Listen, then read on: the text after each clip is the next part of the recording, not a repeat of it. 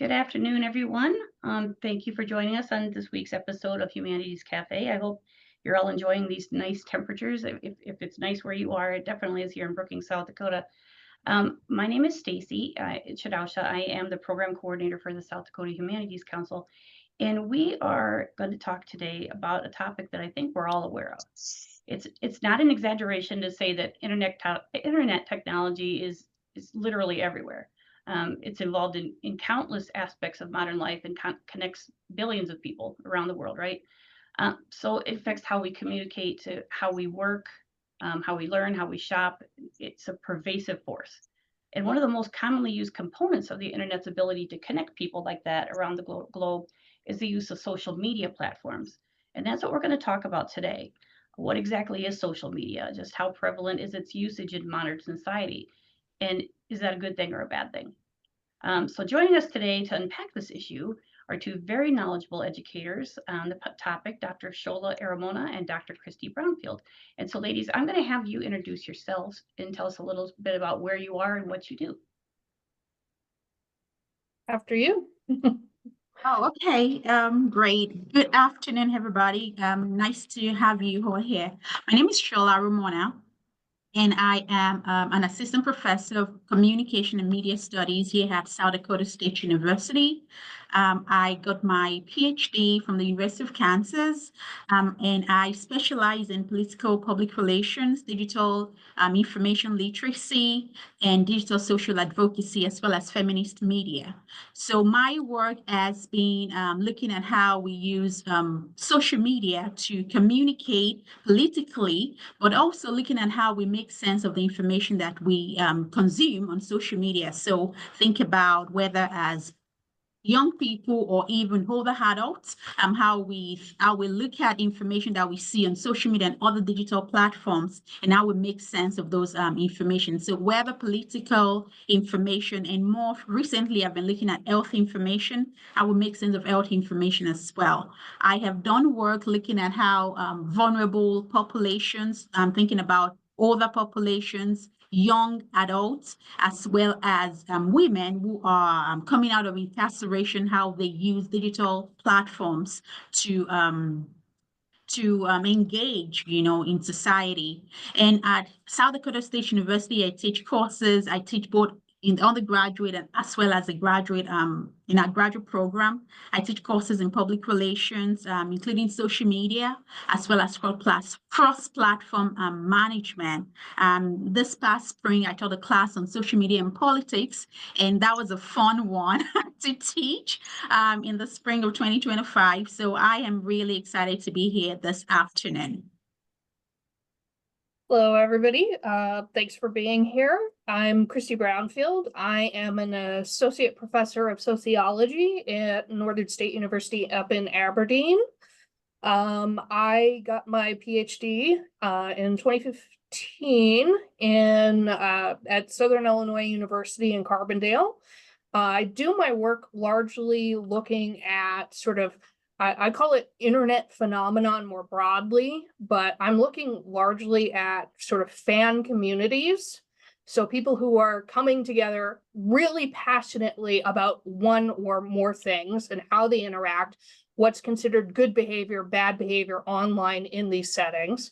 So I do a lot of research looking at kind of how we as sort of individuals and groups interact with the culture, and particularly the popular culture around us in the online setting, with a particular emphasis on sort of deviant behavior. So the fringe groups, or the groups where we see a lot of kind of bad acts. So gaming communities, for example, are notorious for lots of sort of bad internet behavior like trolling or revenge porn or things like that. So that's something that I do a lot of work with, and a lot of work with particularly women, and how women interact in these sort of fan communities, and especially in male dominated spaces like gaming communities. So that's me. I was kind of joking before we went live here that with this topic area today could easily be a 3-hour conversation. And now I'm thinking with after hearing the both of you speak, it could probably be like 4 or 5 hours because I want to know everything. So, and the irony, it doesn't, I wasn't, the irony of this whole presentation and this discussion today wasn't lost on me when I was thinking of, okay, so we're having this discussion about social media on the internet via Zoom. I'm like, how much more ironic could it get, right? But let's start off with the basics. What, in a nutshell, what would you say a brief definition of social media is?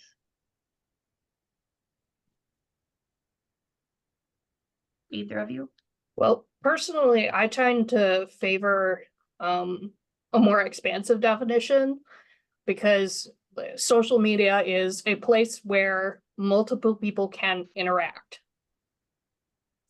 like at its base, which means things like bulletin boards, or like if we're looking old school, it could be YouTube, could be TikTok, it could be even chat programs are social media. So anything that allows people to communicate and interact online, I think that honestly counts.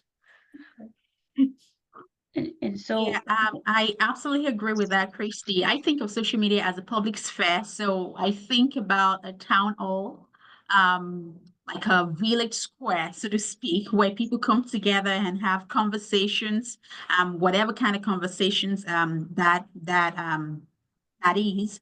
And so that's how I think of social media. So not necessarily some place that is just you by yourself in your room, but a place that allows for the sharing of multiple perspectives, a place that share for interactions and like broad conversations. That's how I think of social media. So whatever platforms that is, whatever digital space that allows for that sort of conversation, I consider that as social media. okay. And when I was doing some research on the whole topic, it kind of surprised me that this really all kind of started in 1997, and then it really didn't take off until like we actually joked around in the office about MySpace being the thing when we like back in 2003, everybody was on MySpace. Now we have so many more platforms and so much more different types, right, of social media.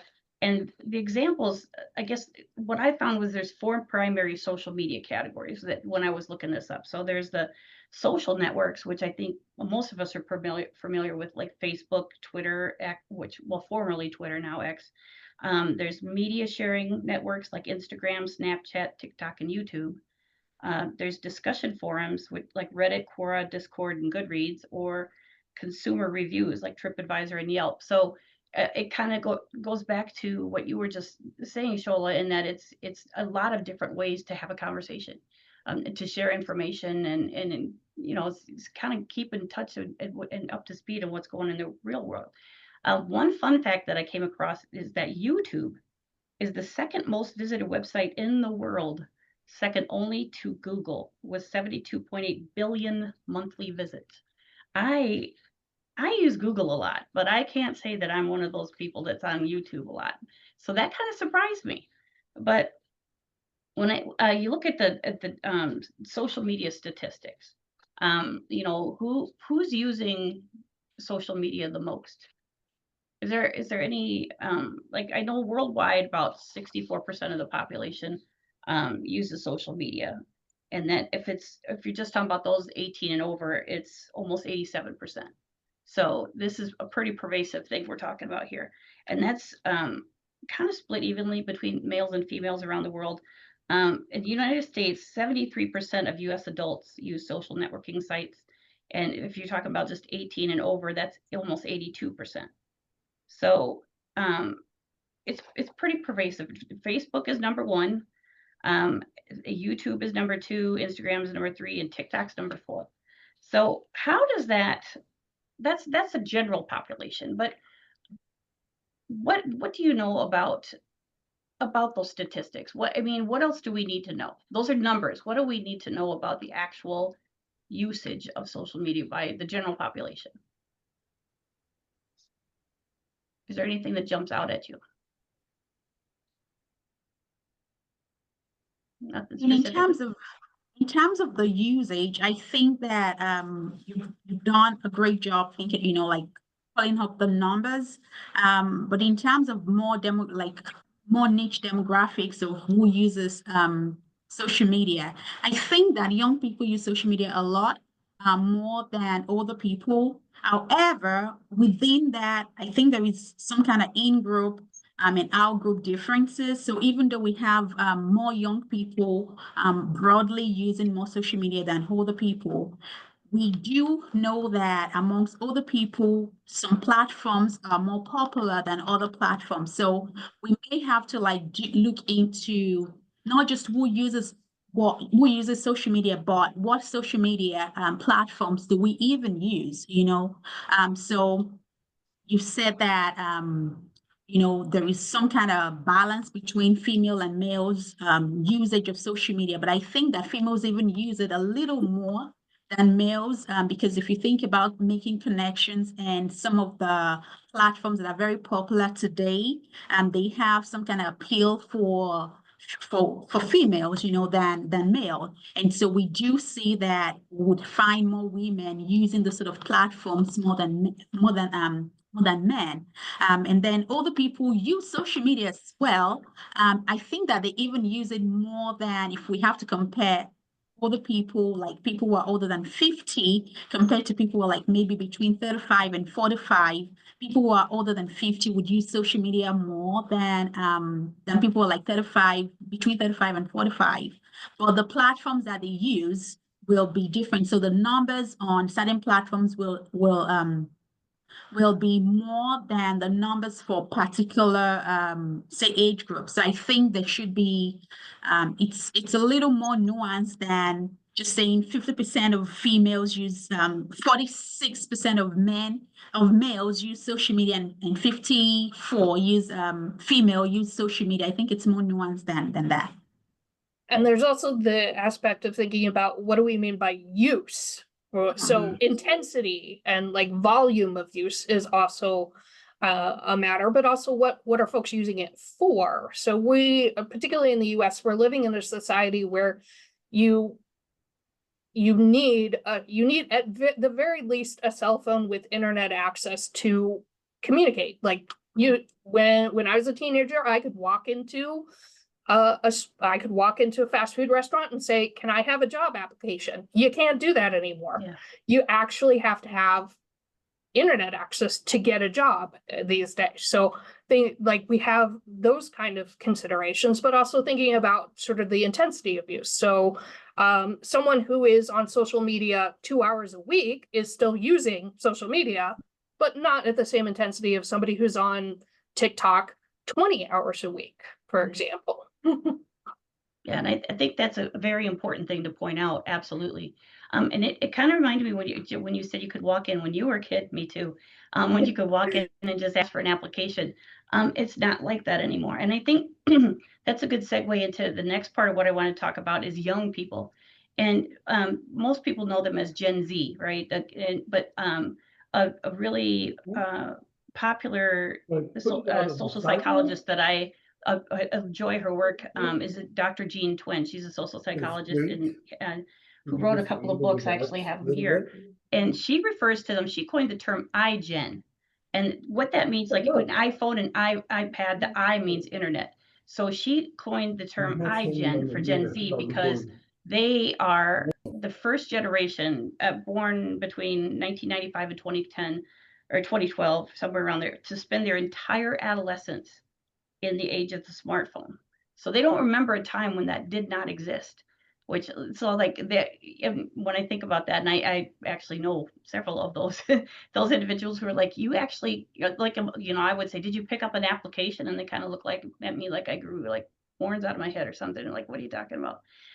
So I think there's also what I learned from Dr. Twinge's work is that there's significant differences between this generation, Gen Z, and any other generation that existed before, because they didn't have the electronic communication that's inherent to this current generation and Gen Z. So how is that? Does that way for like? Does that have a certain significance in how the internet and social media has been formed and is used? I mean, are they using it in significantly different ways? Because they are what I've heard referred to as digital natives. They've never not known it. That's what they've known their whole life. So how does that play into this conversation about how they use social media? Absolutely. I think that this play a part in how they definitely use it. Like Krista said, you probably, I mean, even though right now you would want to pick your phone to or your computer to go online and go to maybe LinkedIn or some of those job sites, and look for a job application. You still may say, okay, you know what, I'm just gonna go do this the old way and just, old-fashioned way and walk up to a store to go get the job application. This the iGen generation do not have that. I don't want to call it a luxury, but they don't have that option at all. That's not an option that they think about. It's not part of their toolkits for how they interact with the world. So that means that they want to stay in touch. I mean, for instance, in this, you could say you can walk up to your friend, in the next room, your colleague, and go say, let's go have coffee, go talk to them in person. That's not an option that they think about. They don't think that that's even a possibility, so they want to go on TikTok and, talk to somebody, talk to their friend whom they could actually just walk up to the next room, in the next room. They want to go DM somebody on Instagram, that they could maybe just walk up to. So this really impact how they interact with the world, but even how they interact with people that are in their immediate society, in their immediate environment. This impacts how they definitely walk the world. I know my son was born in 1997, so he's in this population. And I used to laugh when he was in high school because he would sit with his soccer team and they're all texting on their phone. And I'm like, or they're messing around. I'm like, what are you doing? They're texting each other and they're sitting next to each other. And I'm like, okay, so I guess that you didn't want me to overhear what you're talking about or whatever, but it just was weird to me. But then when I think about what Dr. Twenge was talking about in the book is that this generation is so unique because like she says, they're not as independent or likely to leave the house without their parents. They're less likely to date. They're more likely to put off getting their driver's license and less likely to have or manage their own money.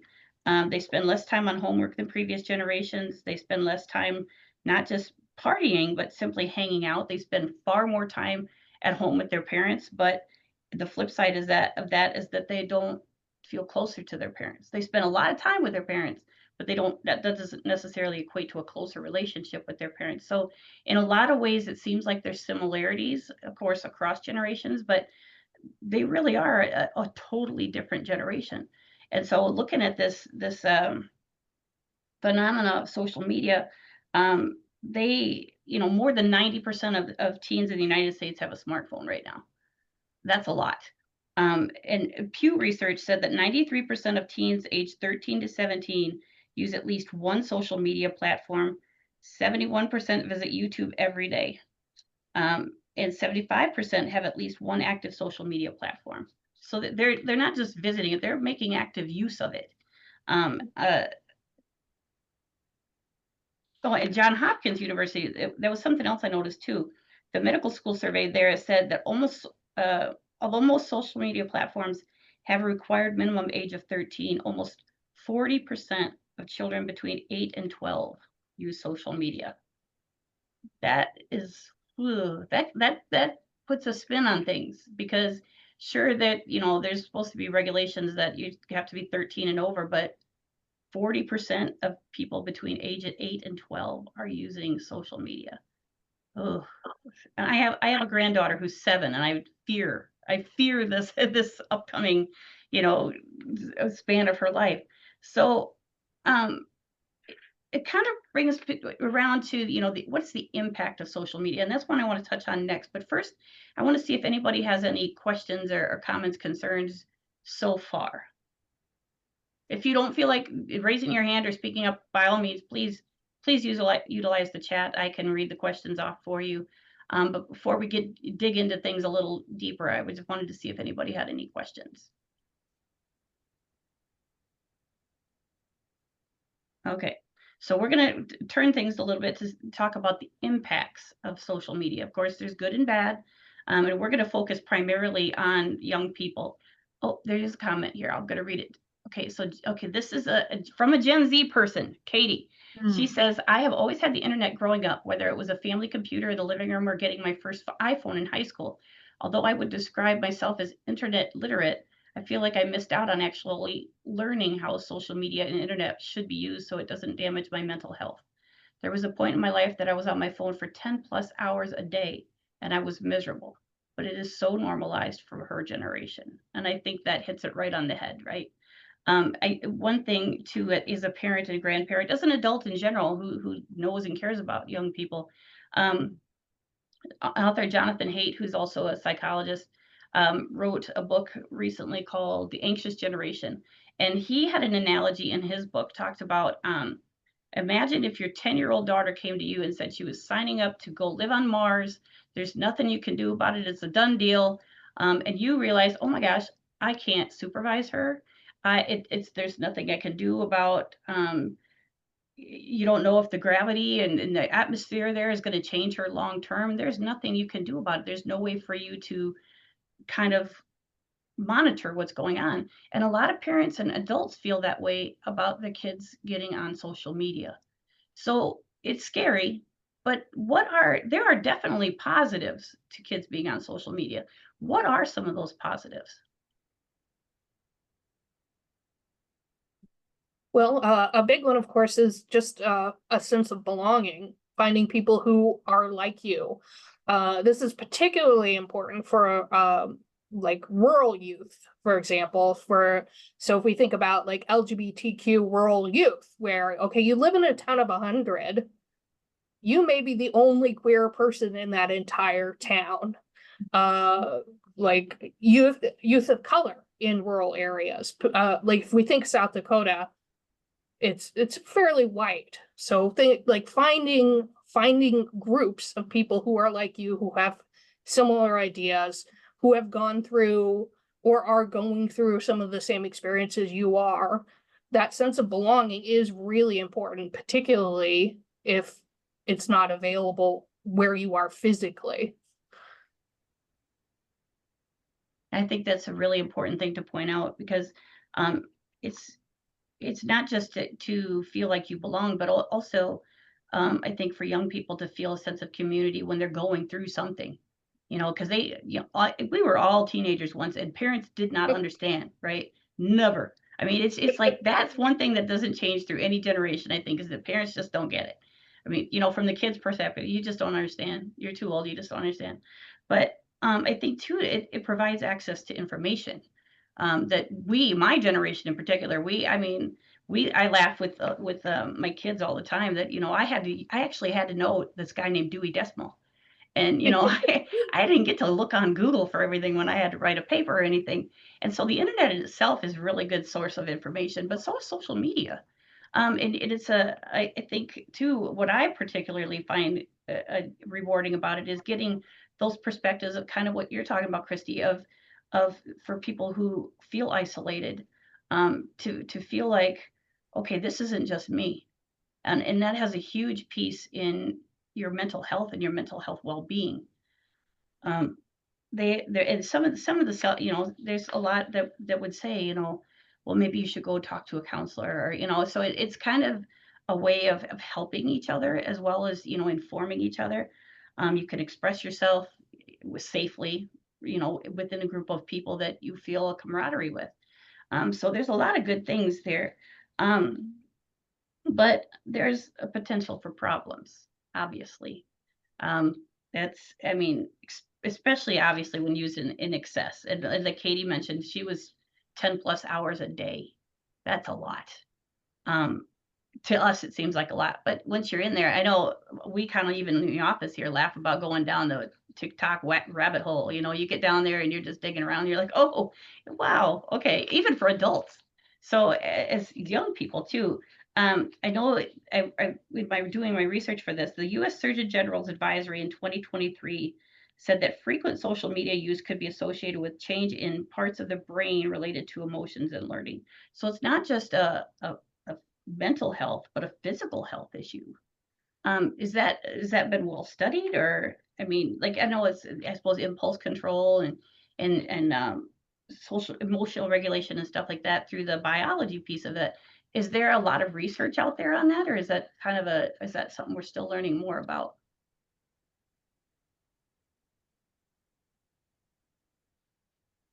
There's considerable research on how social media really impact emotions as well as our mental health. There's been studies that have shown that there are some kind of correlation between social media use, social media use, including intensity, including how many hours of use and things like that, including what exactly you're doing, whether you're creating information or you are just a consumer of information on social media. There's been studies that have shown that there are correlations between this and how you feel, your mental health, but also how you interact offline, how you interact with other people outside of social media. So there is considerable research in that area.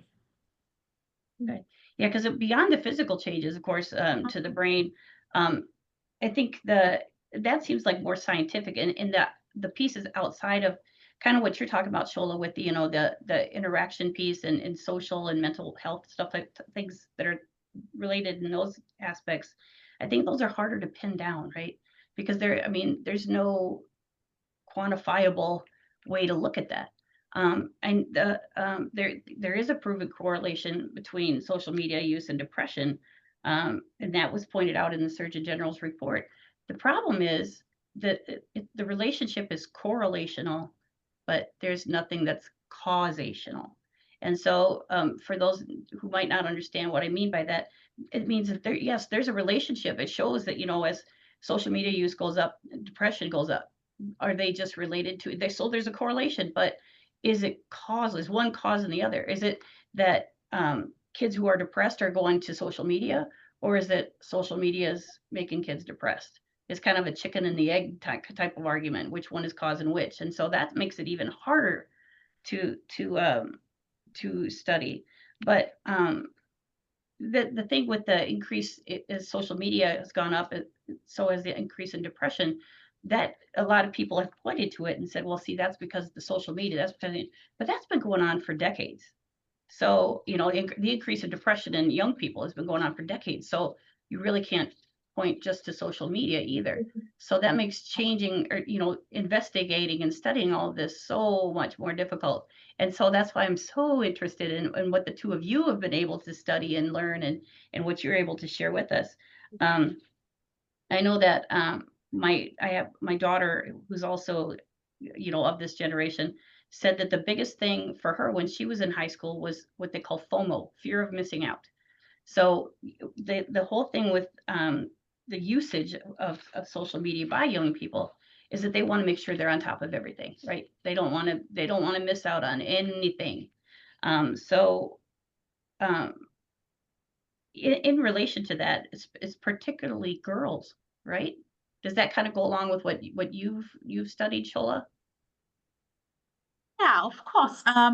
We see that females are, I wouldn't say disproportionately affected by social media use, but I think that to an extent, because of the platforms that females are more that appeal to most girls, I would say we've seen that the FOMO, the fear of missing out, is very prevalent amongst that group compared to boys. We've seen females who really just become depressed because they do not, when they do the social comparison, and they see body images on social media, they see the nice slim bodies that can wear any kind of bikini, and they don't, and that they cannot that's not who they are, that's not their own body size, we've seen cases of these girls going into depression, having anxiety just because they do not compare, or they cannot compare with their, not sometimes not even their mates. Sometimes it's just people that they see on social media, people that they maybe look up to, and they feel like they cannot attain this particular maybe body image that this folks have. Or more recently, we've seen cases on TikTok where young girls are not happy with their lives because other girls now, older girls, I should say, older girls have things that older girls should have. Older girls have access to maybe cars, flashy things, and these younger girls are depressed because they don't have access to those sort of material things. But they cannot have access to those things because one, maybe they don't have the education yet, they don't have a job, to care to provide the sort of things for them. And this older ladies, I should say, have access. They have good jobs. They can take care of themselves. And so they have these good things. And so you're comparing yourself with those people. And of course, that would definitely make you depressed. We've also seen cases where female, apart from body image, apart from having things, I don't even just want to say material things, things that matter, like everyday needs, the everyday needs met. We've also seen cases where young girls are thinking about what's their life going to be like after high school or after college. Young girls thinking about, young ladies thinking about things like that. So we've definitely seen how social media, impact the mental health of females in this time. Well, Um, another piece of that too is I think of back to my grad school days in sociology, the whole thing with the relational aggression. Because boys are, they duke it out and they're done. It's just whatever. But girls, it's actually, there's, for those who are unaware, there's actually a term called relational aggression, and girls are more into backbiting and gossiping and just tearing people apart through cyberbullying. It's not physical. It's more of a alliance building and gossiping. And I mean, I'm a girl. I mean, a lot of us on this Zoom are females, and we know how we are. So we, as young girls, we were taught not to there's no physical need. There's no need for physical violence, things like that. So girls tend to go through the non-physical route and just they're mean. We were kind of laughing in the office about that movie, the movie Mean Girls from many years ago. That wasn't necessarily a nonfiction or a fictional type portrayal because girls are mean. And so that the thing with I think about too with social media, when I was in school, and this is obvious a long time ago, if I was getting bullied at school, I could go home and get away from it. You don't have that luxury anymore. Not with social media and the pervasiveness of the internet and smartphones and all that, it follows you home. When you're dealing with like unrealistic expectations, like what you were talking about, Shola, and then that well, she's got that and I don't, and that it might it doesn't make you less of a person, but they internalize that, right? And so then it is more dangerous. I mean, for lack of a better word, for females on social media these days, young females. Um, the interesting thing that the Stanford University found is that while 44% of parents blame social media as the most significant threat to mental health in teenagers, teenagers themselves point to a number of factors, including social media, which is 22% is the main factor, but also bullying and social pressures. So while 22% of teens cite the overuse of social media as the main cause of depression among those in my age group, because as they see it, this is coming from a girl, they let themselves be affected by the opinions of people they don't know, and it wreaks havoc on their state of mind. But ironically, most of those teenagers that were involved in that study felt that it was a problem that affected other teenagers and not themselves. So it's kind of even amongst that generation, they know it's a problem, but not for me. So, I mean, and that makes it even harder to look at, right? There are some, I'm falling behind in my review of the chat box here. So let me go in and look at the comments here. Okay, there's a question from Dell. He says, are schools teaching kids how to use social media, or is this just the responsibility of parents? It honestly depends on the school in that case, because we have a range of, we're banning cell phones entirely, which is becoming increasingly popular, to classes on sort of digital literacy more broadly, and then some that it's the Wild West or the digital Wild West. So there's no one size fits all answer to that. It depends on the school district. So Katie says that this is going back to when you were talking a little while back in our conversation. It says, I love what Christy said. Katie says she found so many YouTubers who had the same quirky sense of humor.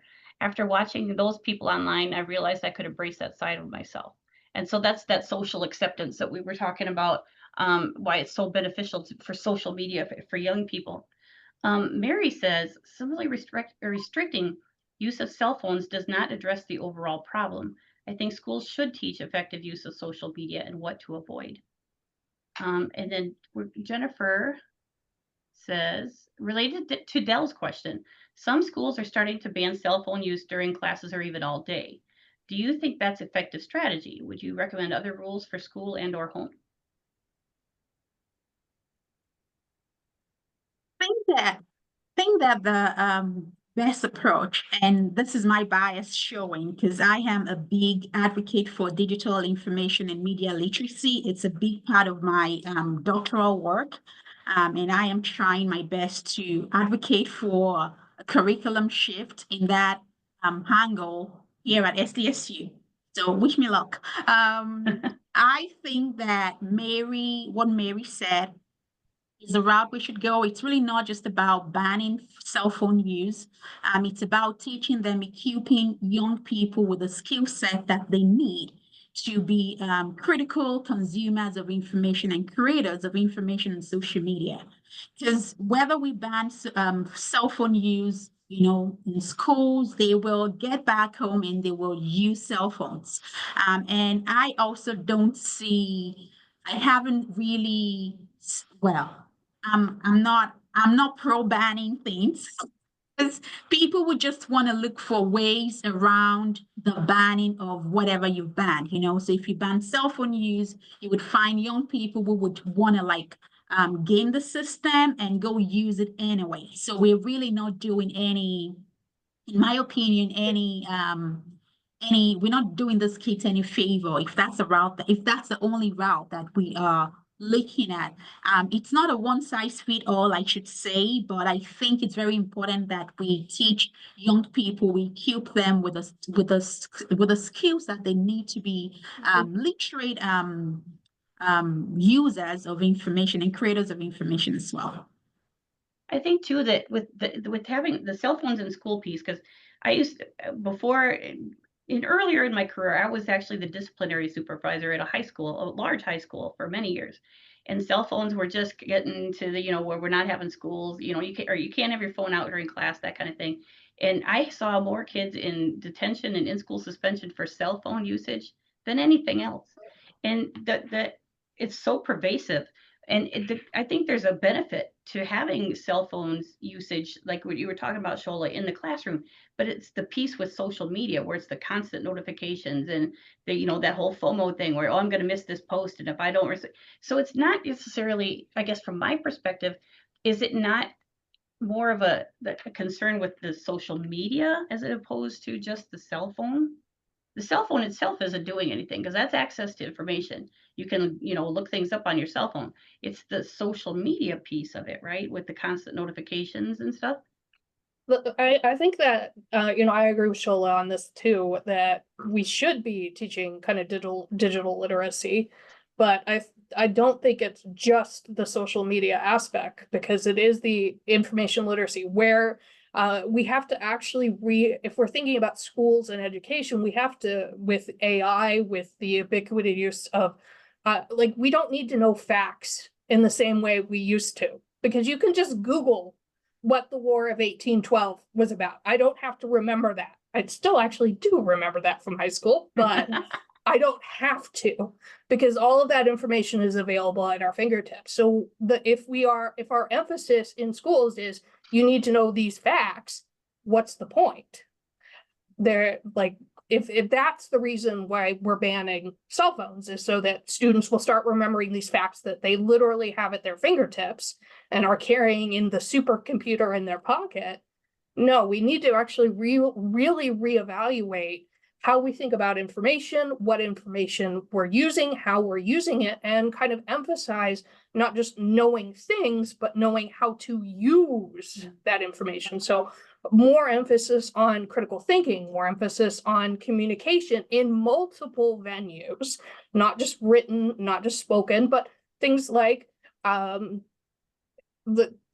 so if you think about getting a job in advertising, so much advertising is done through social media and videos. It's not in the newspaper or on TV anymore. So really rethink how we understand what we're teaching is a big part of it. And when we ban cell phones, we're literally kind of reducing the tools that students are going to need as adults in their day-to-day lives. So I don't think it works. Well, and And Katie just says to oh, go ahead, sorry. just to add a little to that, we are not looking to I don't want to use the word create, but we're not looking to have kids who are, we're not looking to go back to the Iron Age, right? Or the Stone Age where, we're trying to move forward. We're trying to move with the times. We're trying to be innovative. We're trying to use technologies. So we should, prepare ourselves and this young people to be fit for the jobs that they will eventually get to use when they get to work. They're not going to be, no one's going to ban them from using cell phones. No one is going to ban them from using social media, right? But they need to know how to use it critically and effectively. So, for instance, the Google that you made reference to, Chris, there is a way to use Google that is more effective than the ways that most people use Google, today. So teaching them how to do that will serve them better, in my opinion, than just saying that, okay, don't use this, and again, just back to what I said earlier, if you tell people, young people not to do something, of course they're going to do it anyway. So Okay, Katie said too, my chat's messed up here. Some students are emotionally dependent on their phones. I'm curious if completely banning phones would cause more anxiety or depression in students, or if it would alleviate those symptoms, excuse me. I think it would be helpful to teach students how and when to use their phones as tools. And I think that goes with what you guys are saying with the digital literacy, that it's a big component of it. It's a tool. If we teach them how to be used well. Katie also thinks that she says she thinks about it as giving a student a car and not giving them driving lessons first. That's a good analogy. It's so important to teach how phones can be a tool, but also how they can be harmful. And Dell says in the comments, it seems to me that we have no way to teach the use of social media. What do you say to that? Are there ways that we could do that? someone would start a social media class a couple of times. I had to think hard about that question.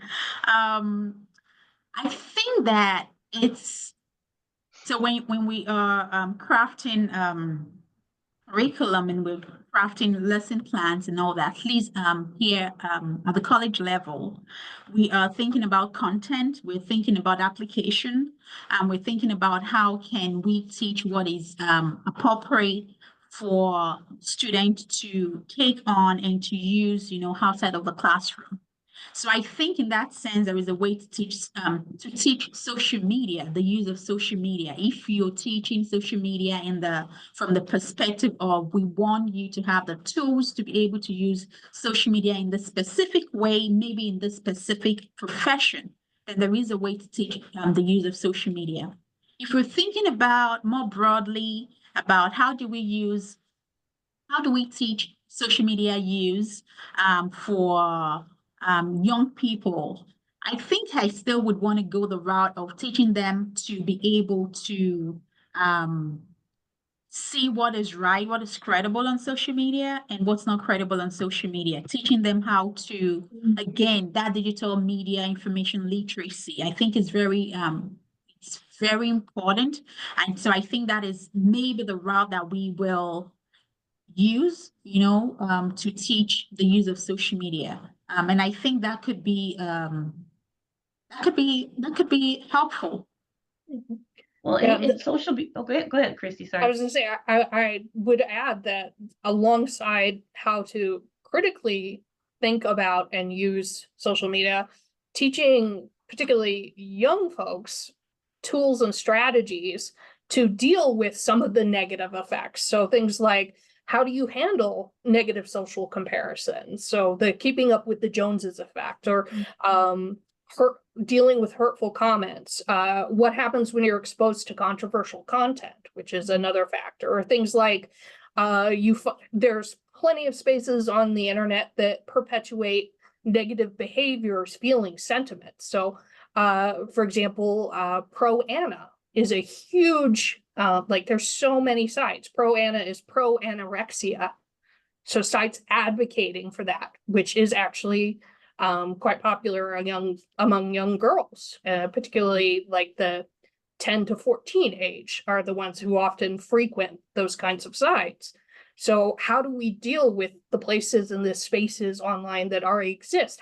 And these behaviors that existed before the internet, but are now often exacerbated or even made more widespread or more apparent because it's easier to see and connect with those. So giving people the toolkits to deal with those kinds of spaces in a way that we really just haven't, at least that I've seen. Well, and I think an important part of it is kind of to go along with what we're talking about with, how do we teach this and how do we address it? Excuse me. Social media platforms generally are not very regulated, right? Because there's so much gray area. Of course, there's no general consensus on what to do, but then you run into the arguments against it. There's stifling innovation. There's the freedom of speech issue. So there's good and bad for regulating social media, and there's been some attempts, obviously. Like for instance, there's Section 230 of the 1996 U.S. Communications Decency Act. It says that as long as social media platforms don't create the content, they can't be held responsible for it. So, because there have been several instances where something tragic happens and a parent wants to sue the social media platform, kind of like going along with what you were talking about with Pro Anna, Christy, is well, my daughter saw this on this platform, and she has a problem now, and it's the social media platform's fault. Well, according to this law from 1996, they can't be held responsible for it if they didn't create it. So that in itself causes a little bit of a stickiness, right? And then there's the First Amendment issue of freedom of speech. And then one thing that I found interesting was that there's trade secret protections involved. Never thought about the business side of things. That comes into play though, because algorithms that social media companies use to determine what type of information you're most interested in, stuff like that. They're complicated things, obviously, but they're defined as trade secrets. So they therefore don't have to disclose what they are and how to go about avoiding them and things like that. So regulating that way is a little bit more difficult. It comes down to basically self-regulation, right? Or parents and adults and teaching young people in particular the most responsible way to use social media as a tool, and to keep that there's some things, spam filters, there's child pornography bans, suspension of individual accounts, but Instagram in particular, they've done that, right? They've put some regulating parameters on their platform, I believe, but I don't think it's widespread. So, in the whole TikTok controversy, you know, after they become huge, it's a little late to try to figure out how are we going to make sure they don't get huge. But there are some things that people have mentioned, like what about age verification measures? Like that's one thing that policymakers have discussed, you know, implementing again on social media platforms. But what are age verification measures and how would they work? Because I think South Dakota has had one introduced this year in January that would require age verification before an individual can access an app form from an online app store. It requires the app stores to verify the age of consumers instead of the social media platforms, and then would require minors to get their parents' permission to download apps and make in-app purchases. And the weird thing about it is, like Meta, Snap, and X are they all lobbied in favor of this thing here in little old South Dakota, but Apple and Google opposed it. So it's even they can't decide what it is. But what it stalled in the Senate, it didn't pass. But what is an age verification measure, and how practical is it? Well, basically, you just have to verify that you are a certain age. Typically, when we're looking at age verification, we're looking at age 18, so adulthood. Though it gets a little trickier when we look at social media because the ages are usually around 13 according to the terms and conditions. But it would be things like uploading a photo ID that has your birth date, which verifies that you are of age, or video verification, letter of parental consent along with their ID. So in terms of practicality, you mentioned the business side, and this along with a lot of other kind of aspects of the sort of protection business is a sort of a niche consumer product. So things like parental filters that you can pay for, things like that. But so the question with age verification becomes who owns that data, who reviews that data? Is it is that if I upload my driver's license, which has my birth date, my social security number, like my home address, like all of this very private information, is it going to be protected? Who has access to it? And those questions of privacy tend to be one of the, along with things like freedom of speech, but the questions of privacy and data privacy tend to be one of the big stumbling blocks to things like age verification. So groups like the Electronic Freedom Frontier, EFF, have been a huge advocate against things like COSA or age verification because of the privacy concerns. Well, when I was thinking about this, you know, age verification, generally you would think of, you know, upload your driver's license, but if you're 13, you don't have one.